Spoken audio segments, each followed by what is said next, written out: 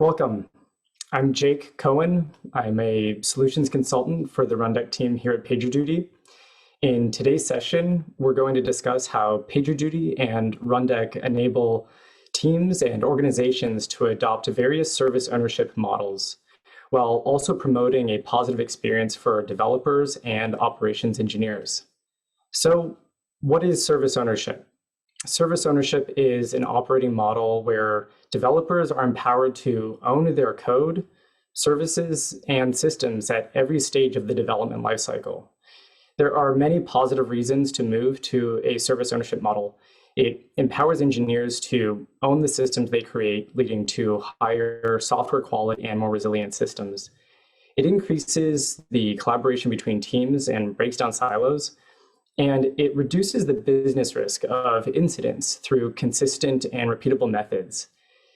Let's put all of this into practical terms and look at specifics around what it means to actually own a service and what the varying types of service ownership operating models look like in practice. So, what activities actually comprise owning a service?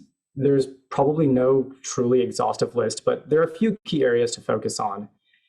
In the feature development phase, developers are working closer with product managers to better understand the end goal of the user experience.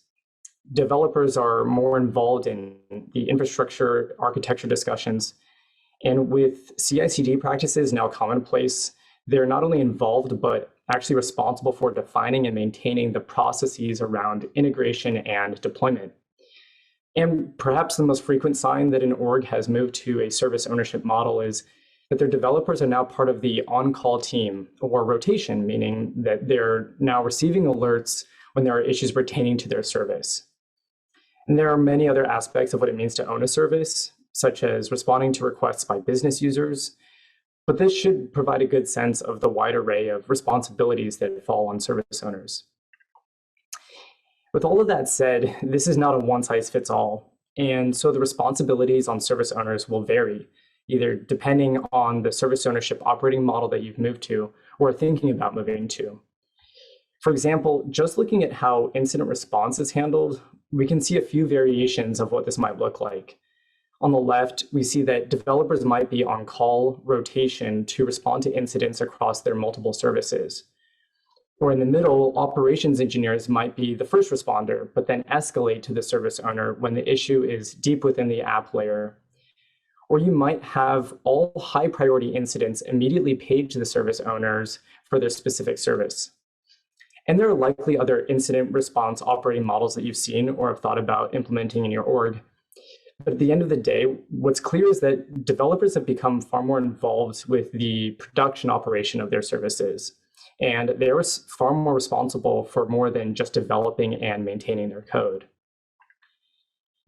And obviously, one of the key ingredients to moving to an operating model of service ownership is paging the right people at the right time with the right information when the incidents occur. And this is where PagerDuty excels. You're able to send all the data signals from your infrastructure and applications to PagerDuty and then notify the correct individuals such that those people can resolve incidents as quickly as possible. As you're probably aware, this is an always evolving configuration. This is because new features are being developed, new team members are coming on board, and because people are trying to improve their software development and operation processes. Regardless, what is fairly common, however, is that the operating model that you move to, tickets and alerts still seem to escalate to the service owner when there are issues related to their service. And this might be for a few variety of reasons. It could be because the issue is too deep in the app for incident responders to resolve, or it could be because the first responder knows that the service owner will be able to resolve it faster than they can. And along the same lines, maybe that first responder attempted to resolve the issue on their own, but was unable to. Perhaps the service owner just didn't provide them with enough documentation on how to resolve certain issues related to their service. And as mentioned earlier, incident response is just a small portion of the reasons that tickets get assigned or escalated to service owners. They're taking on more responsibilities. And so they're frequently interrupted from their strategic project-based work for tasks related to their service. And this can be simply to answer business-related questions to their service, such as user adoption and capacity planning.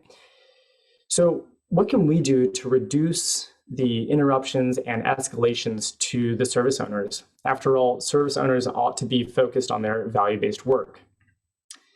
The go-to answer when questions come up about services is read the docs. And docs can contain detailed information about the architecture and the dependencies of a given service. They likely contain runbooks for how to troubleshoot issues related to your service. But as shown here, it's not uncommon for others to either choose to ignore or forget to follow the docs. And not everyone has the expertise to follow them properly, or not everyone has been given enough access to fully and safely support your service. And so this is where runbook automation comes in. Whether you're a developer or an operations engineer, the purpose of runbook automation is to equip others with your expertise such that they can help you support and maintain your service. As shown here, a service owner can author the workflows related to deploying, maintaining, and servicing their service.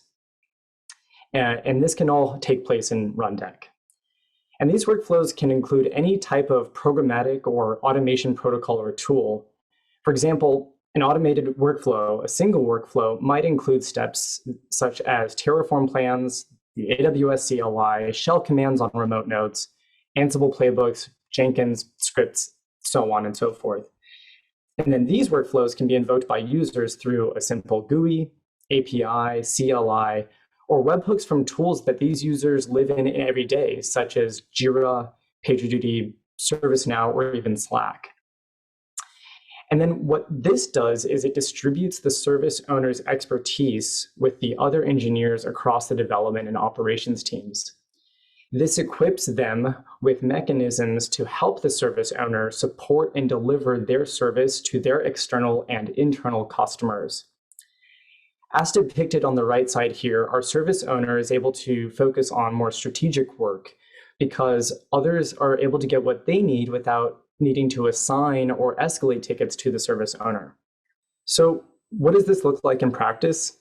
Let's look at an example that showcases a few mechanisms that service owners can build to equip other engineers with the ability to help them support and deliver their service. So let's look at this e-commerce app for our example. Customers can browse products, they can add items to their cart, they can see other products they might like, and they can place orders. And this app is made up of roughly a dozen microservices, and we can see the dependencies and relative SLAs between them on this diagram. And here we can see a few of the service owners and for their specific services. Alice develops and owns the ad service, Carl for the cart service, and so on and so forth. So let's say that this team has an operation model where either an on-call rotation across the service owners, or perhaps where ops engineers are the first responders, but then pull in service owners as needed. In either case, it's fairly common for individuals to be paged about incidents for services for which they are not the service owner. For this reason, many incidents are escalated to the service owner because they have the most familiarity with the underlying code. So let's look at an example where Rachel, who owns the recommendation service, is the first responder when an incident occurs with the checkout service, and where that issue is due to a dependent service she's not super familiar with, Paul's payment service, and where Paul's payment service actually depends on some third-party APIs. So back in our e-commerce platform, people are shopping normally. They're adding items to their cart, adding payment info, and checking out. Now, let's see what happens when one of these third-party APIs that Paul's payment service depends on changes or goes offline. We'll use API Gateway to demonstrate this. We'll go ahead and turn that off. So back in our platform, people are shopping, things appear to be behaving normally. And at first, everything's working just fine. But then, as we see here, the browser is hanging. As it turns out, because of the microservices architecture, customers can still access the rest of the platform. They can still browse items, see recommended items, see ads, place items in their cart. But it's when they try to check out that the browser hangs and eventually throws an error. So what happens now? Let's quickly review this on-call scenario for clarity. Rachel owns the recommendation service and she's on call. And an issue has come up with the checkout service when customers try to check out. And so the issue is likely due to the checkout service or at least one of its dependencies, such as Paul's payment service. And his service depends on some third-party APIs. At this point, the first sign that something is wrong will come from a synthetic check from this team's monitoring tool. So let's see what that synthetic check tells us. So the synthetic check has triggered an alert that the checkout workflow synthetic has triggered a checkout failure for the checkout service. And so this will trigger an incident in PagerDuty. And on the checkout service in PagerDuty, we see the checkout service synthetics incident has been created. So Rachel is paged via PagerDuty, and she looks at the incident details, first for the checkout service, because that has the higher SLA. And there's a fair amount of detail that's added from the monitoring tool, but these are fairly generic and pertain mostly to the synthetic check rather than to the underlying issue. However, Rachel does see that in the notes section, recent pod logs from the checkout service have already been posted. And these were posted by Rundeck, and this was set up by the checkout service owner. And we can see these logs on the timeline. And at initial glance, there's nothing in the logs that actually point Rachel in the direction of the underlying issue. So Rachel, as the first responder, wants to see if the service owner has provided her with mechanisms to either further diagnose or at least temporarily fix the issue before escalating. So she clicks on More Actions, and she sees this button called Dependence Diagnostic. And as the description implies, it will grab diagnostic data real time from the services that the checkout service depends on. So we'll go ahead and click that. And on the timeline, what we'll see is that real-time diagnostics have been pulled from the Kubernetes cluster for the checkout services dependent services. And this invoked an automated runbook in Rundeck that grabs this data and posts it to the incident timeline. And sure enough, what we see is that two of the dependent services, the email service and the shipping service, they're both running.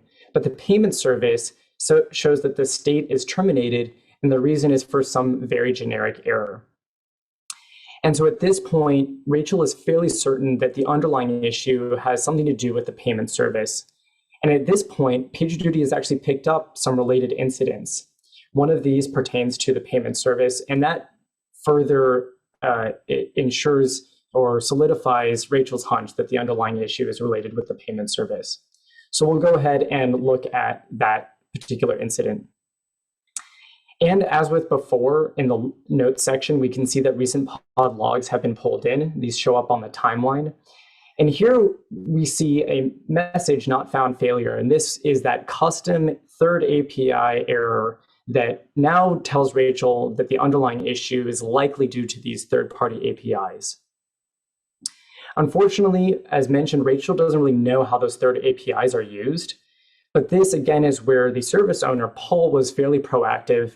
He set up a specific automated runbook that can be used as a fail-safe in the event that any of the third-party APIs are causing trouble. So, as with before, Rachel can invoke this runbook from within PagerDuty to redeploy the payment service's Kubernetes pod with the third-party APIs turned off. So we'll go ahead and click that. And we'll see an update to the timeline here in a second.